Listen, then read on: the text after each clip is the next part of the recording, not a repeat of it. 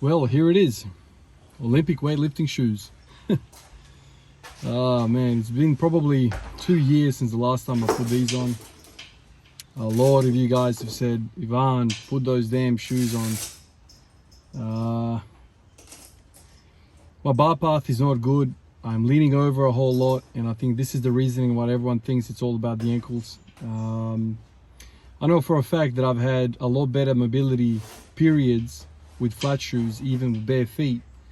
But depending on what you train, how you train, which exercises, and for how much volume, your body starts to morph into, different shapes, different ranges, and your mobility gets better or worse. So anyway, I put these on. You guys know that I've basically been living in my Vivo bare feet shoes, which are these minimalistic shoes that I always wear with a wide toe box. Frankly, they feel like you're not wearing any shoes at all.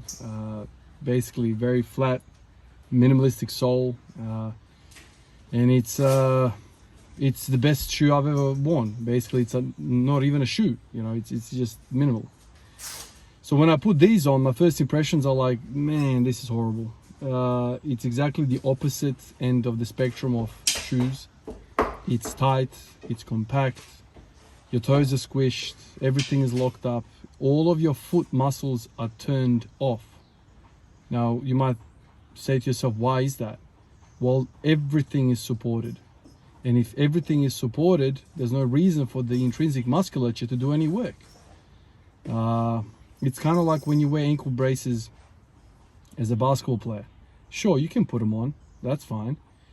But all of the musculature, all of the intrinsic, below the knee muscles, which are there to control your arch, which are there to control your ankle, they start to atrophy over time because there's no need for them to be used.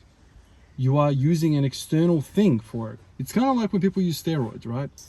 If you start injecting testosterone, your intrinsic production of testosterone starts to turn off because, wow, we have so much testosterone, let's turn off the production, because you're injecting external testosterone. It's kind of the same principle like that. So, if you're an athlete, if you're a sports guy, like a field sport, basketball, soccer, whatever, football, I don't think you should be wearing these shoes because they turn off the foot, and I firmly believe that. Now, if you're an Olympic weightlifter, you need to wear it because it's all about staying vertical. It's about catching the bar and whatnot. But that's just a side thing. I'm not playing soccer, I'm not playing basketball, I'm not doing anything anymore except what you guys see. So for me, it's not about the intrinsic muscles. It's about the heel raising. I need the heels elevated, which pseudo increases the length of your tibia, which changes how you squat. A lot of people think it increases your ankle mobility. It doesn't. My knee does not go beyond my toes when I put these shoes on. They don't. What happens though is that it lengthens the tibia, pseudo. So the distance between the knee and the ground is now longer. Why does that matter? Well, the ratio between the tibia and the femur gets manipulated when you wear heels. So you could be 25 feet tall, right, and have a perfect ATG squat.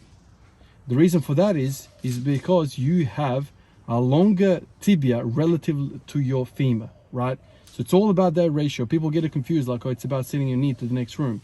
That helps. Ankle mobility helps, don't get me wrong, but it's that tibia. And so when I watch myself from the side, and I've done this before, when I watch myself from the side with ollie shoes and with flat shoes, my knee and whereabout it travels relative to my toes is basically the same.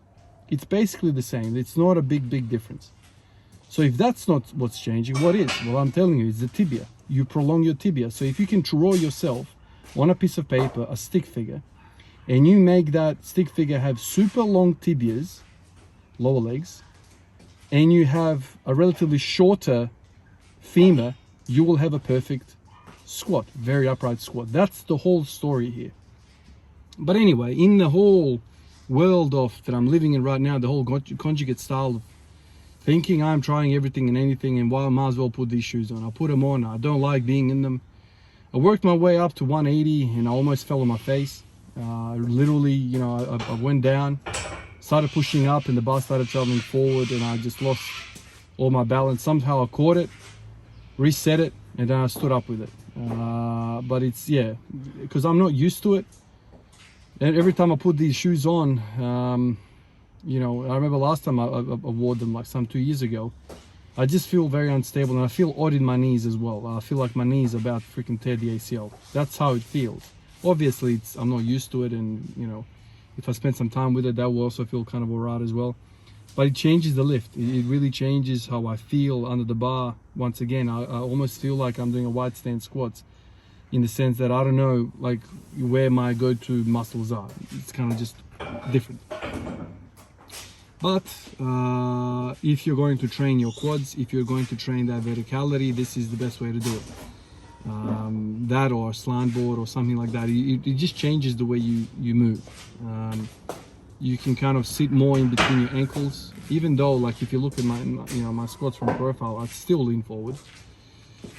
But you can make an argument that I'm a little bit better. Now, today is a particularly bad mobility day. A few days ago I did good mornings, and I'm feeling the full wrath of them now. You know, I did very minimal volume, man. I basically worked up to 110 kilos for 10. I did not do any back off sets. I didn't do any multiple sets. I just went bar. I did a few sets with the bar. Then I went 60, 80, 100, 110, and that's it. And I could have done way more, but thank God I didn't, because even that has really sent my hamstrings into the next world. Really sore, like the lightest touch, you know, I'm sore, even through the adductors a little bit. Everything's sore. So if I was, you know, wearing the flat shoes, it would have been a horrible mobility day. But because I put those shoes on, it kind of makes it a little bit better. My torso is a little bit more upright and whatnot.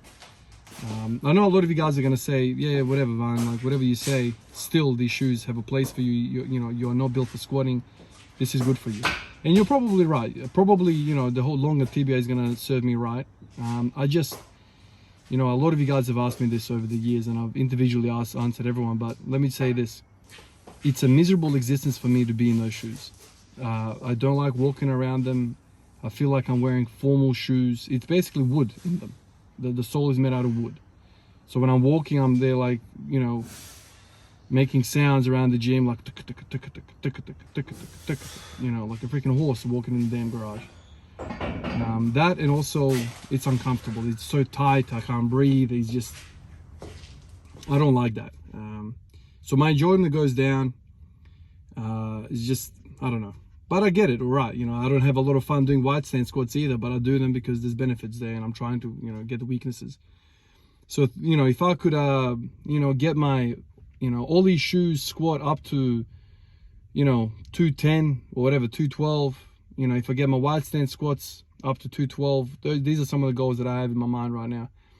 Everything that I do, get it to the same level. You know, if the bar placement is the same, high bar, all these squats should be the same. And if they're not, that means there's a weakness there. I think today was a weak day as it is, so probably I could have squatted more than 180 with the Ollie shoes. Probably 200 would have been in me. It just feels, I feel like I'm just squatting downhill and I don't know where my balance is. It's kind of weird like that way. So, you know, I'll try, you know, force myself to squat with these maybe like once a week or something like that, part of the rotation. And I'll see if, you know, maybe, I'm just thinking to myself, maybe not even do, you know, work up to like heavy triples or something. Maybe just like do sets of 10 and just treat it as like a hack squat variation. Treat it like I'm hitting my quads. Put those shoes on, do some quads. Maybe put on like, I don't know, like 100 kilos, maybe 140. And do sets of 10 with it or something like that. That kind of would be cool. That 140, I think, you know, today felt good. Felt I could have done maybe 10 or 15 reps with it, and I felt very much in my quads. So without a doubt, it does feel different muscles. So that's kind of a nice thing. But maxing, you guys saw me, like I got to like 180, and I went down, I went up, and my bar went out, and my bar went forward. So then I caught myself. I thought about dropping it. went back, settled, and then I did kind of another little bounce and went up. So it was almost a fail, but I saved it. I mean, 180 for me is not an event anymore. Like I feel stronger. I feel I can hit 180 any day now. Even when I'm kind of like misgrooved lift like this, I can still catch myself and get up. So anyway, I gave it a shot. You guys got to see it. I'm interested to see what you guys think. If the bath path was a little bit better with this thing. Appreciate you guys. I'll catch you in the next one. Peace out.